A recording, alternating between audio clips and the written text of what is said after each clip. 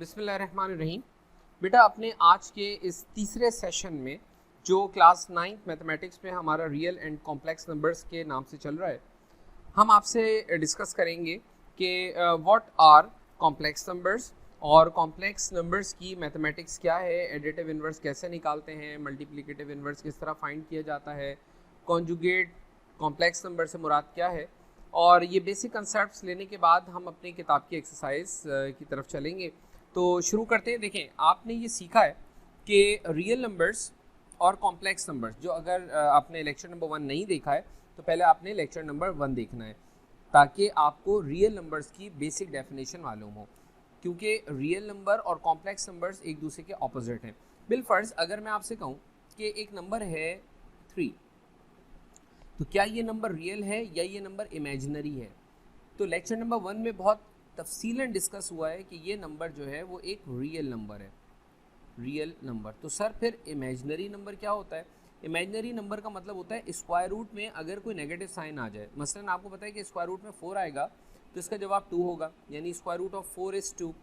जबकि square root of -4 अगर आप कैलकुलेटर में ये कैलकुलेट करेंगे तो कैलकुलेटर या तो आपका मैथमेटिकल एरर दे देगा, या अगर साइंटिफिक कैलकुलेटर यूज़ करें तो कैलकुलेटर कुछ इस फॉर्म में जवाब देता है 2i करके। ये जो i होता है वी कॉल इट आयोटा, और जहाँ पर ये आयोटा इन्वॉल्व हो जाए कि समझ जाइएगा कि वही एक कॉम्प्लेक्स नंबर है। सो 2 iota is the complex number. तो हमारे पास रियल नंबर्स कौन से हैं कि जिसके अंदर आयोटा की कहीं इन्वॉल्वमेंट नहीं है, कहीं आयोटा नज़र नहीं आ रहा होगा। और इमेजिनरी नंबर कौन से होंगे? जहाँ पर रूट के अंदर नेगेटिव साइन आ जाए। तो रूट के अंदर जब भी नेगेटिव साइन आएगा तो समझ जाइएगा कि ये एक कॉम्प्लेक्स नंबर है। सिमिलरली अगर आप स्क्वायर रूट ऑफ 9 निकालते हैं तो it's 3, but square root of -9 is, minus का रूट निकालोगे तो आयोटा यानी कि इमेजिनरी नंबर, और 9 का रूट निकालोगे तो 3, तो 3 आयोटा। ये क्या है? ये एक रियल नंबर है। However this number is the complex और इमेजिनरी नंबर। तो कॉम्प्लेक्स नंबर या इमेजिनरी नंबर्स कौन से होते हैं? जिसमें आयोटा इन्वॉल्व हो रहा होता है। हम कह सकते हैं कि आयोटा जो होता है वो स्क्वायर रूट ऑफ -1 होता है। ये छोटा सा एक पॉइंट है, रिमेंबर दिस, कि आयोटा किसके इक्वल होता है? Square root of -1। अगर हम स्क्वायरिंग ऑन बोथ साइड्स कर दें, अगर हम स्क्वायरिंग ऑन बोथ साइड्स कर दें तो आपको पता है कि आयोटा के ऊपर स्क्वायर आ जाएगा और यहाँ पर रूट -1 का स्क्वायर हो जाएगा। स्क्वायर और रूट आपस में क्या हो जाते हैं? कैंसिल। तो आयोटा स्क्वायर की वैल्यू हमेशा क्या होगी? -1। तो कहीं भी आयोटा स्क्वायर आ जाए तो उस आयोटा स्क्वायर को आप -1 से रिप्लेस कर सकते हैं। तो ये आपको कुछ बेसिक आइडिया मिल गया। अब हमारे पास एक नंबर लिखा है बिलफर्ज 3 + 2 आयोटा। तो 3 + 2 आयोटा, इसमें एक रियल पार्ट है और एक इमेजिनरी पार्ट है। Let's call this number z।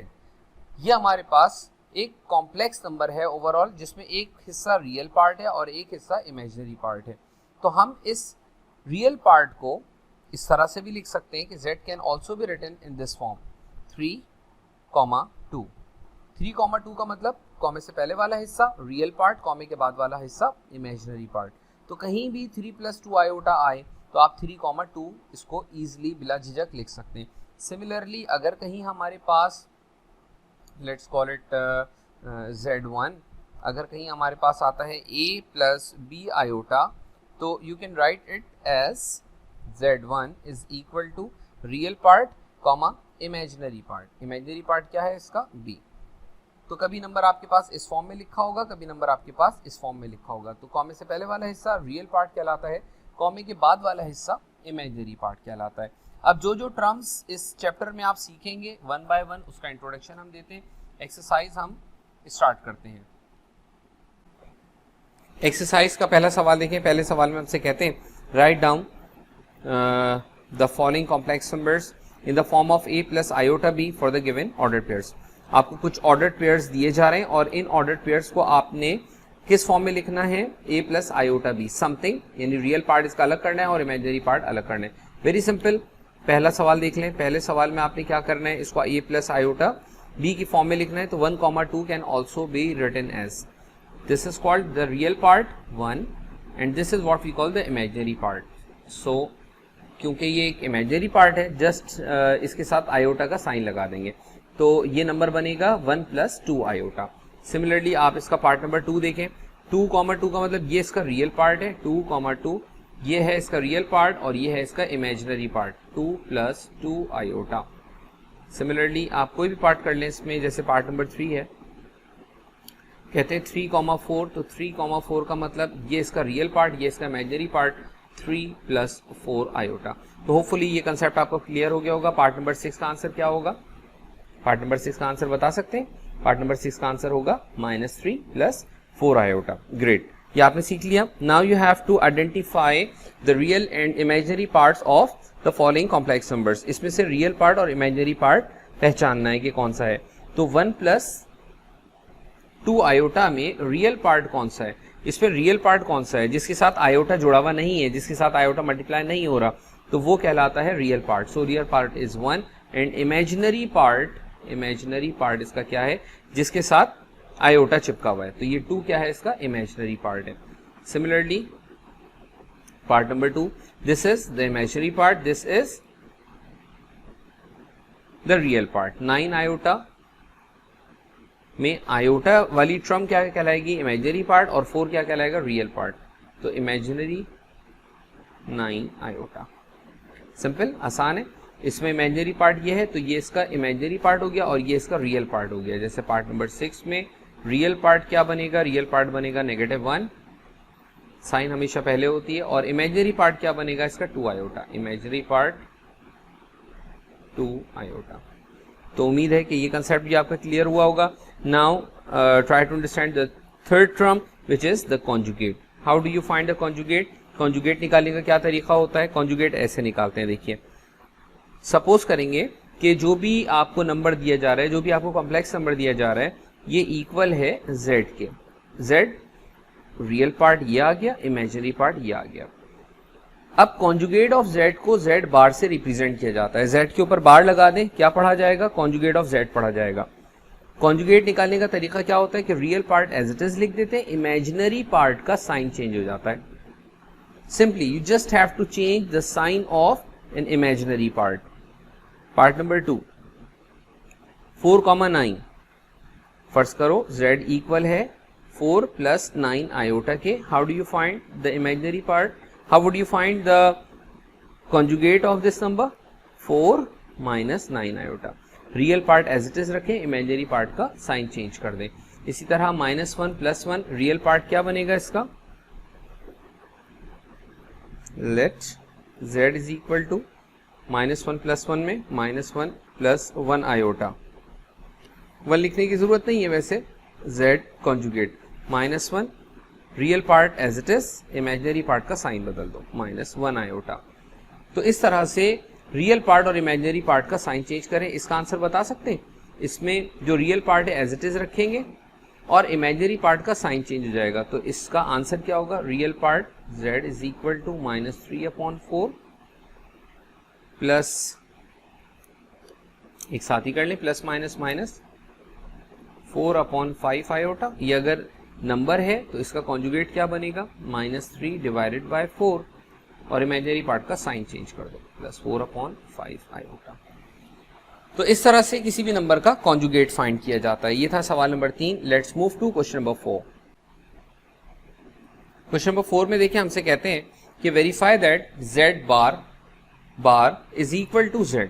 हमारे पास अगर कोई नंबर z है, अगर आप एक दफा इसका कॉन्जुगेट करें और फिर दोबारा कॉन्जुगेट करें, तो प्रूफ करें कि 2 दफा कॉन्जुगेट करने के ऊपर वो नंबर वापस आ जाता है। Let z is equal to 4/7 plus 9/10 iota. आप चाहें तो इसको इस फॉर्म में भी लिख सकते हैं। z इज इक्वल टू, इसका रियल पार्ट ये है 4/7 और ये इसका इमेजिनरी पार्ट है, मतलब 9/10। अब आप z का जरा कॉन्जुगेट निकालें। जब आप z का कॉन्जुगेट निकालेंगे तो z का कॉन्जुगेट क्या हो जाएगा बताएं? ये मैंने z का कॉन्जुगेट निकाला। z का कॉन्जुगेट क्या हो जाएगा? z का कॉन्जुगेट हो जाएगा real part as it is और इमेजिनरी पार्ट का साइन चेंज कर दिया, -9/10। एक दफा फिर इसका कॉन्जुगेट करें, यानी z बार हमारे पास मौजूद है और इस बार का आपने एक दफ़ा फिर कॉन्जुगेट करना है। कॉन्जुगेट करने का मतलब एक दफ़ा फिर आपने इसका कॉन्जुगेट निकाला, तो real part as it is और इमेजिनरी पार्ट का आपने साइन चेंज कर दिया 9/10। तो देखिए ये जब आपने दो दफ़ा इसको कॉन्जुगेट किया तो क्या z वापस नहीं आ गया? 4/7 और 9/10 बिल्कुल वापस आ गया। तो हम कहेंगे ये इक्वल आया किसके? z के। और यही हमें क्या करना था? प्रूफ करना था। ये प्रूफ करने के बाद अब हम चलते हैं अपने नेक्स्ट क्वेश्चन की जानिब। एक आध पार्ट इसमें हम और देख लेते हैं और कर लेते हैं। मसलन हमारे पास ये वाला हम क्वेश्चन पिक कर लेते हैं, क्वेश्चन नंबर 2। इसका सवाल नंबर 2 में हमसे कहते हैं कि ये साबित करें कि इसको अगर z के बराबर लिया जाए तो दो दफ़ा इसका कॉन्जुगेट करने के ऊपर ये वैल्यू रिटर्न हो जाएगी। तो let call this number z। Let फर्ज किया हमने कि z इक्वल है, ये इसका रियल पार्ट है -9/11 और ये इसका इमेजिनरी पार्ट है 10/9। अब जब आप इसको ऑर्डर्ड पेयर की फॉर्म में लिख रहे होंगे तो इसके साथ आयोटा नहीं लिखा जाएगा, ठीक है। अंडरस्टूड है कि ये वाला पार्ट जो है वो एक इमेजिनरी पार्ट है, इसके साथ आयोटा अटैच है। तो अगर एक दफ़ा मैं इसका कॉन्जुगेट करूं तो एक दफ़ा कॉन्जुगेट करने पे रियल पार्ट का sign as it is, imaginary part का साइन बदल जाएगा -10/9। इसका एक दफ़ा फिर कॉन्जुगेट करो, तो जब एक दफ़ा फिर कॉन्जुगेट करोगे तो क्या हो जाएगा? ये हो जाएगा real part as it is और इमेजिनरी पार्ट का हमने साइन चेंज कर दिया 10/9। सी ये नंबर वापस आ गया। और यही हमें क्या करना था? प्रूफ करना था कि अगर हम किसी नंबर का कॉन्जुगेट करें, दोबारा कॉन्जुगेट करें तो वो नंबर वापस आ जाता है। Let's move to question number 5। सवाल नंबर 5 में हमसे कहते हैं find the values of x and y when x plus y iota equal है -5 प्लस 5 आयोटा के। ये आपने करना क्या है? इसमें आपने करना ये है कि x प्लस y आयोटा जो इक्वल है -5 प्लस 5 आयोटा के, इसमें रियल पार्ट को रियल पार्ट से कंपेयर कराना है और इमेजिनरी पार्ट को इमेजिनरी पार्ट से कराना है। यानी अगर मैं इसको ऑर्डर्ड पेयर की फॉर्म में लिखूं तो ऑर्डर्ड पेयर की फॉर्म में मैं इसको क्या लिख सकता हूँ? मैं इसको लिख सकता हूँ x इसका रियल पार्ट और y इसका इमेजिनरी पार्ट। इसका x रियल पार्ट कौन सा है, यानी जिसके अंदर आयोटा नहीं आ रहा, वो इसका रियल पार्ट हो गया। और इसका इमेजिनरी पार्ट कौन सा है? 5। रियल पार्ट को रियल पार्ट से कंपेयर करा लें तो x की वैल्यू हो जाएगी -5 और इमेजिनरी पार्ट को इमेजिनरी पार्ट से कंपेयर करा लें। ये दो इक्वल कोऑर्डिनेट्स हैं, कॉमा इससे पहले वाली टर्म कॉमा से पहले वाली टर्म के इक्वल है, कॉमा के बाद वाली टर्म यहाँ कॉमा के बाद वाली टर्म के इक्वल होगी। So y is 5। Very simple. Similarly we have its part 2। पार्ट नंबर 2 देखिए। पार्ट नंबर 2 हम यहाँ सॉल्व कर। पार्ट नंबर 2 में बेटा हमसे कहा जाता है कि x square plus iota y square equal है 16/9 प्लस 9 डिवाइडेड बाई 25 आयोटा। तो इसको आपने ऑर्डर्ड पेयर की फॉर्म में लिखा, ये है x स्क्वायर और क्योंकि इसके साथ आयोटा लगा हुआ है तो ये इसका इमेजिनरी पार्ट हो गया x स्क्वायर और y स्क्वायर। ये इसका रियल पार्ट हो जाएगा 16/9 और ये हो जाएगा इसका imaginary part 9/25। Just compare these ordered pairs. तो x स्क्वायर की वैल्यू आ जाएगी कितनी? 16/9। सिमिलरली y स्क्वायर की वैल्यू कितनी हो जाएगी? 9/25। बेटा स्क्वायर को ख़त्म करें तो दोनों साइड्स पर स्क्वायर रूट करना पड़ेगा। तो square root of x square is equal to square root of 16/9। आपको पता है कि जब भी हम स्क्वायर रूट लगाते हैं तो हमें राइट हैंड साइड पर प्लस और माइनस लिखना चाहिए। स्क्वायर और रूट कैंसिल हो गया तो x की वैल्यू आ गई हमारे पास +-4, क्योंकि 16 का रूट 4 और 9 का square root 3। So this is the value of x। What about y? Same उसी पैटर्न पे square root of 9 divided by 25। यहाँ पर क्या आएगा? वही प्लस और माइनस। स्क्वायर से रूट कैंसिल हो गया, y की वैल्यू आ जाएगी +-9 का स्क्वायर रूट 3, 5 इसका स्क्वायर रूट ऑफ 25। तो x और y की वैल्यूज़ हमें रिक्वायर्ड थी, तो x और y की ये वैल्यूज़ हो गई। पार्ट नंबर 3 में देखें। पार्ट नंबर 3 में हमसे कहते हैं y square plus x/3 iota is equal to 121 minus 9/5 iota. तो इसका जो रियल पार्ट है वो क्या है? y स्क्वायर और इसका जो इमेजिनरी पार्ट है वो क्या है? x/3 इज इक्वल टू, इसका जो रियल पार्ट है वो है 121 और इसका जो इमेजिनरी पार्ट है वो है -9 डिवाइडेड बाय 5। कंपेयर कर लें, दो इक्वल ऑर्डर्ड पेयर्स हैं तो y स्क्वायर इक्वल हो जाएगा किसके? 121 के। और x अपॉन 3 इक्वल हो जाएगा -9/5 के। दोनों साइड्स पर स्क्वायर रूट करें, तो जब आप स्क्वायर रूट करेंगे तो y की वैल्यू आ जाएगी हमारे पास कितनी, ±11, क्योंकि 121 का स्क्वायर रूट जो है वो 11 होता है। 3 इधर डिवाइड हो रहा है, वहाँ जाके क्या हो जाएगा, multiply, -9 3 = 27 divided by 5। Very simple. Similarly we have part number 4। Part number 4 में हमसे क्या कहते हैं, पार्ट नंबर 4 में देखें, ये है इसका रियल पार्ट √5/3 और इमेजिनरी पार्ट कौन सा है इसका, -3/√2 और साथ में है y और इसके साथ में है x। इक्वल है, किसके इक्वल है, इसका रियल पार्ट है ये 6√3/√2 और इसका इमेजिनरी पार्ट है ये 2√2/9। रियल पार्ट को रियल पार्ट से और इमेजिनरी पार्ट को इमेजिनरी पार्ट से कंपेयर कर लें, इक्वेट कर दें, तो we can say that √5x divided by 3 should be equal to 6√3 divided by √2। Similarly -3/√2y equal होगा, किसके इक्वल होगा, 2√2/9 के। यहाँ से हम x की वैल्यू ट्रेस करते हैं, फाइंड करते हैं, इसको क्रॉस मल्टीप्लाई कर दें, तो x की वैल्यू आ जाएगी 6√3, 3 इधर डिवाइड हो रहा है, वहाँ जाके मल्टीप्लाई, √5 को यहाँ क्रॉस मल्टीप्लाई कर दीजिए, √5, x is equal to 6 3 = 18 √3 upon, इन दोनों को आप एक ही रूट में लिखना चाहें एक रूट में भी लिख सकते हैं, 2 × 5 कितना हो जाएगा, 10। So the value of x is 18 √3/√10। Similarly यहाँ से आप y ट्रेस करें, y फाइंड करें, y is equal to 2√2 divided by 9। बेटा ये इधर डिवाइड हो रहा है, वहाँ जाके मल्टीप्लाई में चला जाएगा, न्यूमरेटर में चला जाएगा, और -3 इधर y से मल्टीप्लाई हो रहा है, राइट पर जाकर डिवाइड में आ जाएगा। y की वैल्यू कितनी आ जाएगी, 2 √2 इंटू √2, ये हो जाएगा √2 का square upon -27 plus minus 9 3 = 27, square और रूट कैंसिल हो गया, तो y का आंसर आ जाएगा कितना, 2 2 = 4 अपॉन में कभी भी माइनस बच जाए तो उसको यहाँ लिख देना चाहिए हमें, ठीक है, क्योंकि वो माइनस असल में 4/27 का है। तो ये हमारे पास वैल्यू बनी किसकी, y की।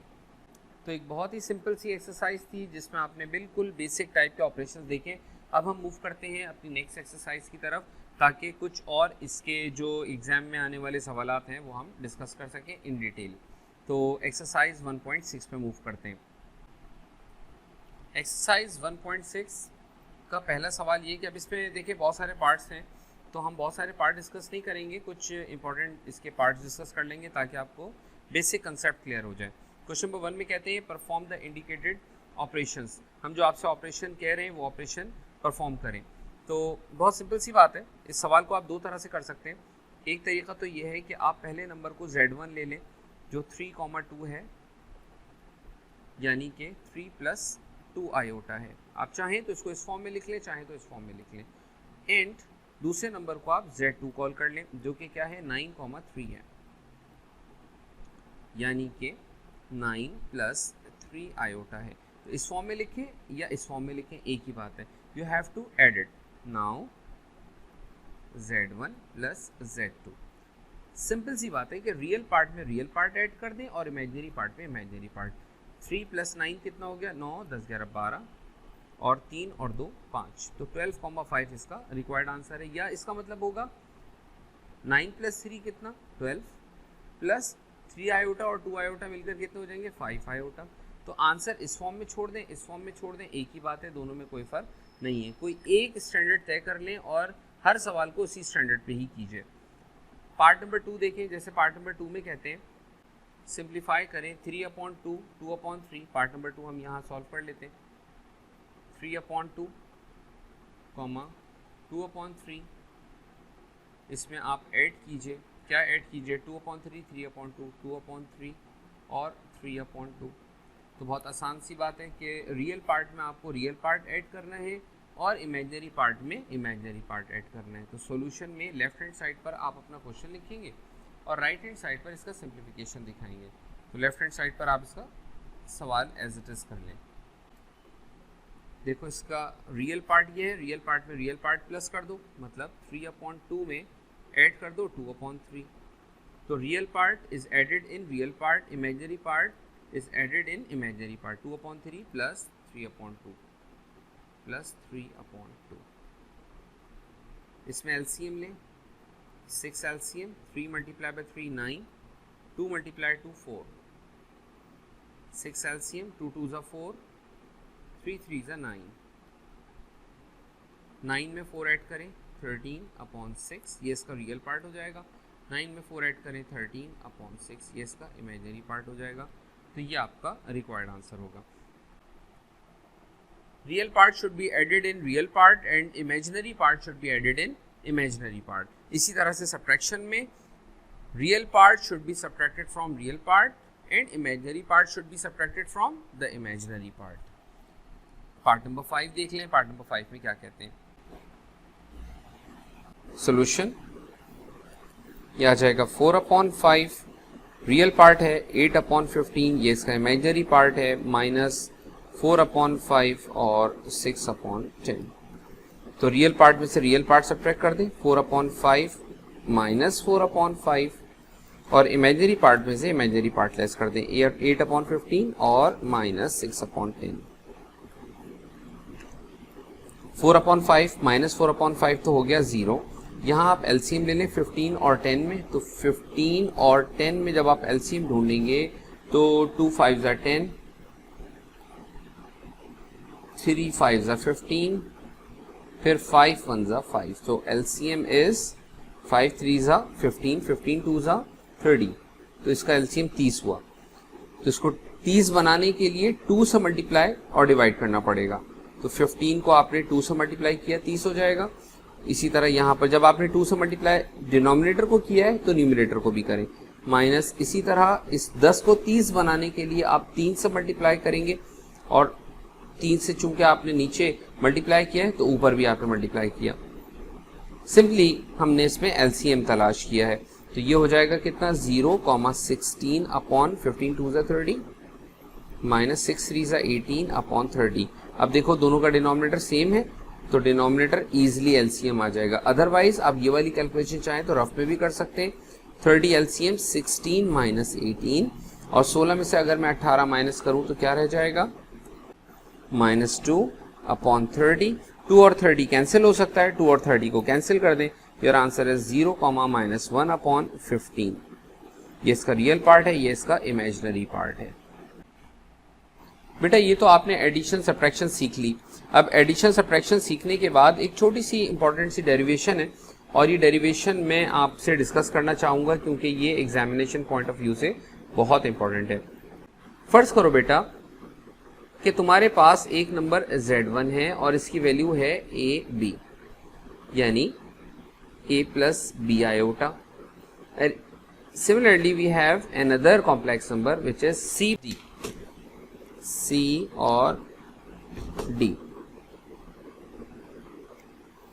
C + D iota, and you have to multiply these numbers। इन दोनों नंबर्स को आपने मल्टीप्लाई करने। You have to find the product of these two numbers। मतलब A, B को अगर C, D से मल्टीप्लाई किया जाए तो उसका रिजल्ट क्या बनेगा, या यूं कह लो कि A + B iota को अगर हम C + D iota से मल्टीप्लाई करेंगे तो इसका आंसर क्या होगा। तो A × C AC, A × D AD, और साथ में इसके आयोटा भी है, B iota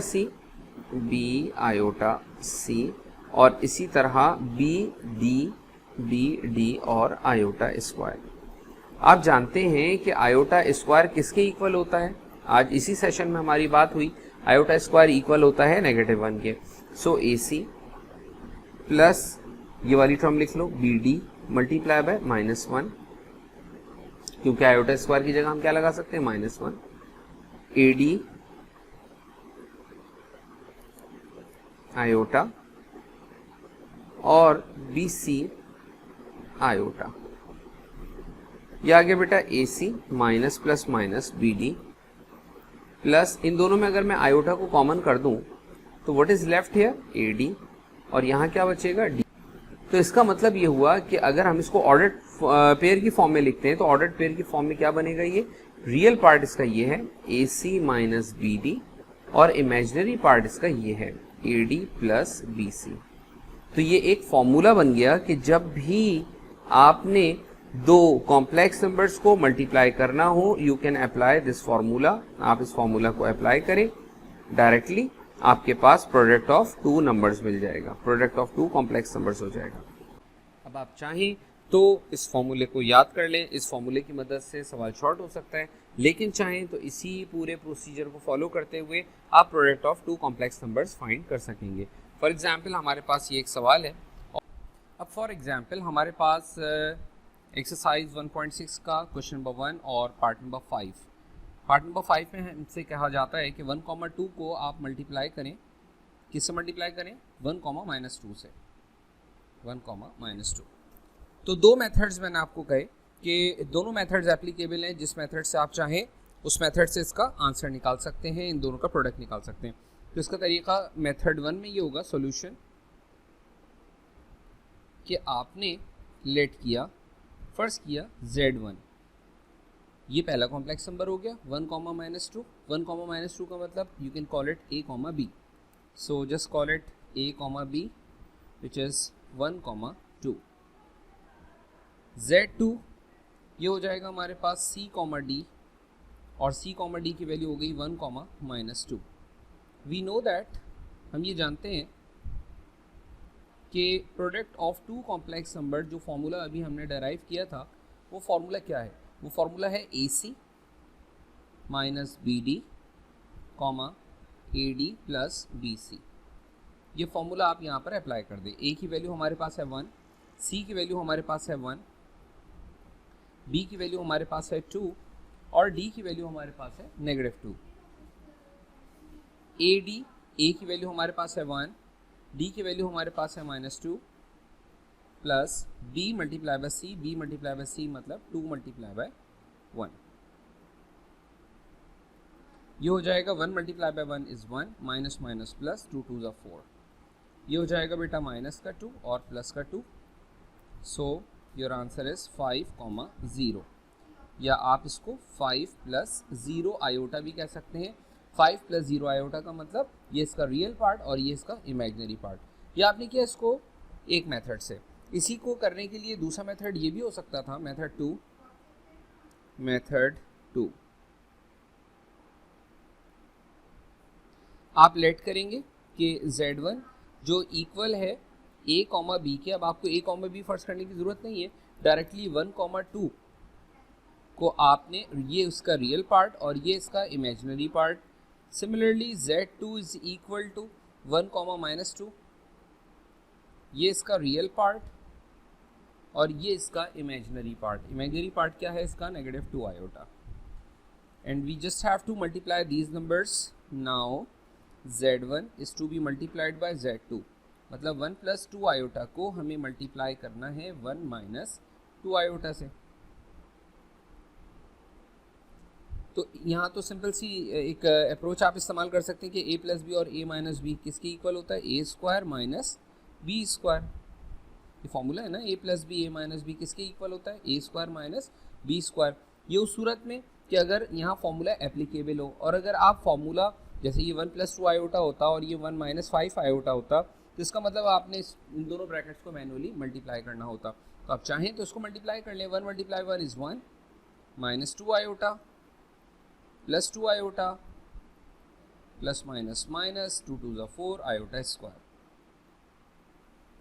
1 -4। और आप जानते हैं कि आयोटा स्क्वायर किसके इक्वल होता है, -1 के। So it's 1 + 4 it's 5 + 0 iota.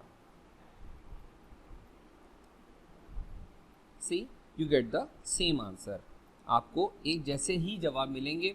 अब अगर वो आपसे कह रहे हैं कि यूजिंग फॉर्मूला करना है, तो फिर उस सूरत में आपको ये वाला मेथड फॉलो करना होगा। ठीक, अब आपने ये प्रोडक्ट का कंसेप्ट अच्छी तरह से समझ लिया है। हम एक कंसेप्ट इसमें आपसे और डिस्कस करेंगे आज के इस लेक्चर में, और वो होगा division of two complex numbers. तो नेक्स्ट टॉपिक हमारा division of two complex numbers.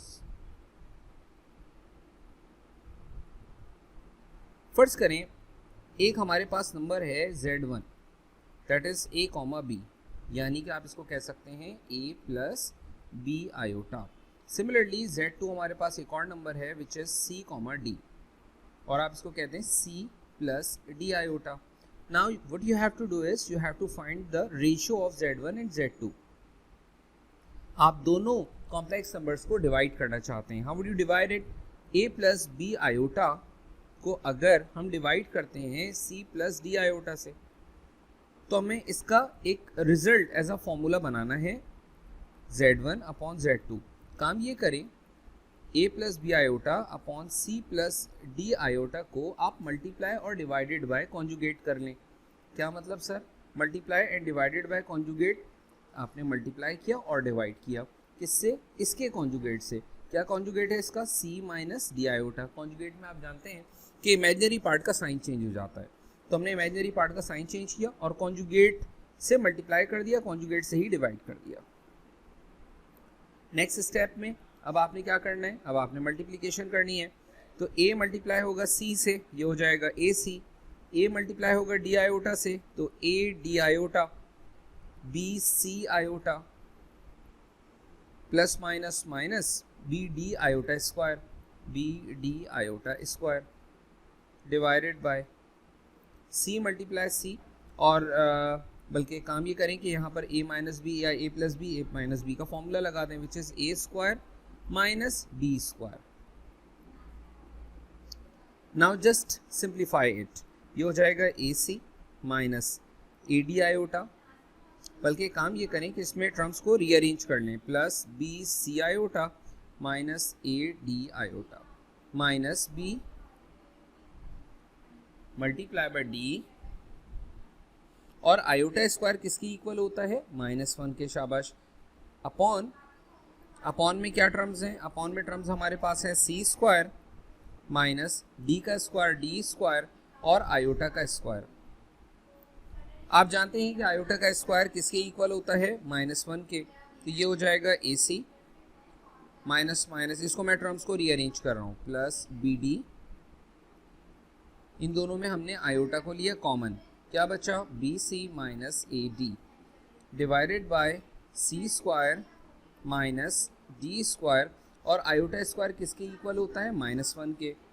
ये हो गया AC प्लस BD प्लस, ये आयोटा बाद में करके लिख दें, थोड़ा सा इसको अरेंज कर दिया, BC minus AD iota divided by C square minus minus plus D square. देखिए इसमें रियल पार्ट सेपरेट कर दें और इमेजिनरी पार्ट इसका अलग कर दें। तो ये इसका रियल पार्ट है जहाँ पर आयोटा इन्वॉल्व नहीं हो रहा, सो AC plus BD divided by C square plus D square. Imaginary part क्या है? BC minus AD upon C square plus D square और आयोटा, ऐसे करके लिख दें। अगर हम इसको ऑर्डर्ड पेयर की फॉर्म में लिखें तो ऑर्डर्ड पेयर की फॉर्म में हम इसको यूँ लिख सकते हैं कि जब हमने दो कॉम्प्लेक्स नंबर्स Z1 और Z2 को मल्टीप्लाई, तो इसका जो हमने हासिल किया उसमें ये इसका रियल पार्ट है C square plus D square, और ये इसका इमेजिनरी पार्ट है BC minus AD divided by C square plus D square. अब इसको एज अ रिजल्ट आपने याद रखना है, ये हमारे पास एक बहुत ही इंपॉर्टेंट सा फॉर्मूला बन गया, और इस फॉर्मूला को डिफरेंट जगहों पर हम यूज़ करेंगे। जब भी ये सवाल आपसे एमसीक्यूज में ही पूछा जा सकता है कि if Z1 is equal to A, B and Z2 is equal to C, D, तो आपकी मेमोरी, आपकी याददाश्त का इम्तहान लेने के लिए वो ये पूछ सकता है Z1 मल्टीप्लाई बाय Z2 का फॉर्मूला क्या बनेगा।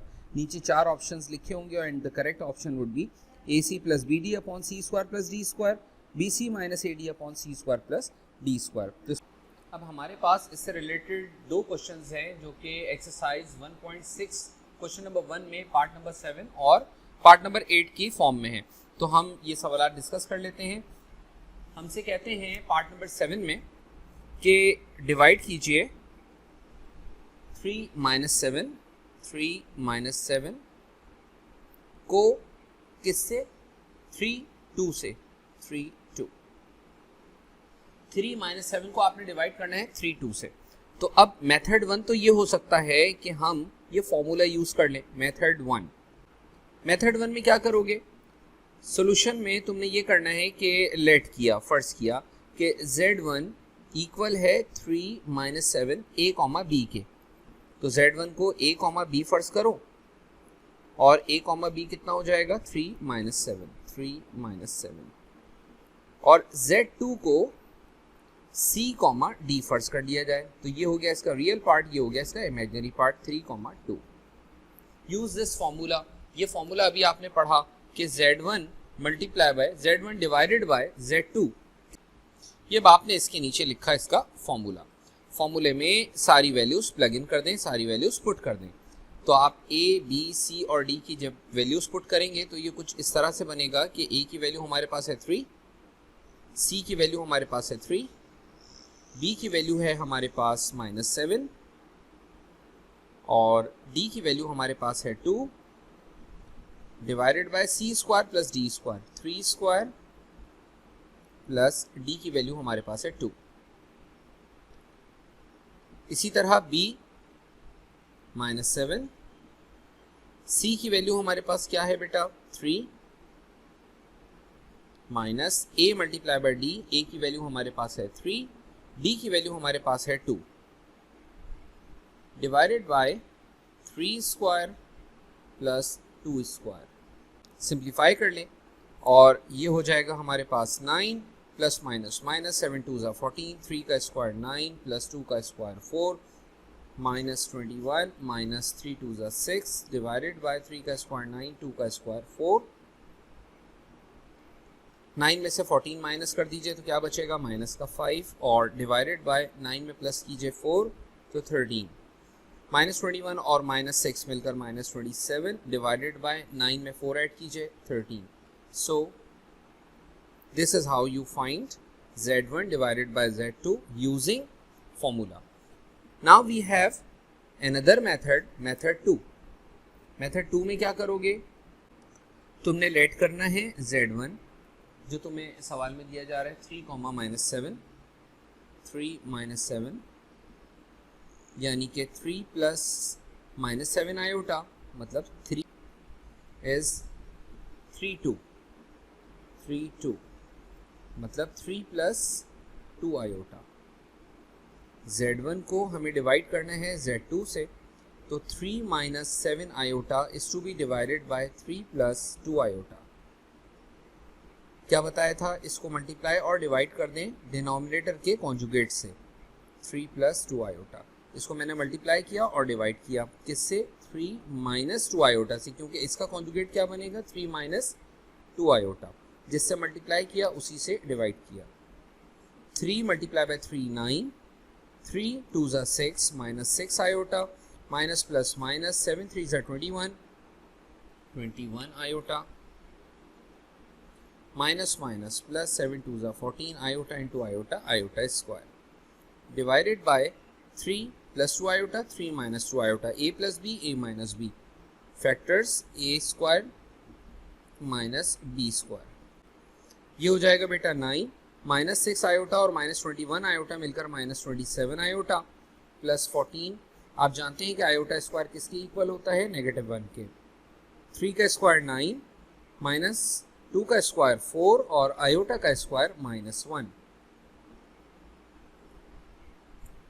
यह आ जाएगा 9 -14 -27 आयोटा डिवाइडेड बाय 9 प्लस 4 13, क्योंकि माइनस माइनस प्लस हो जाएगा।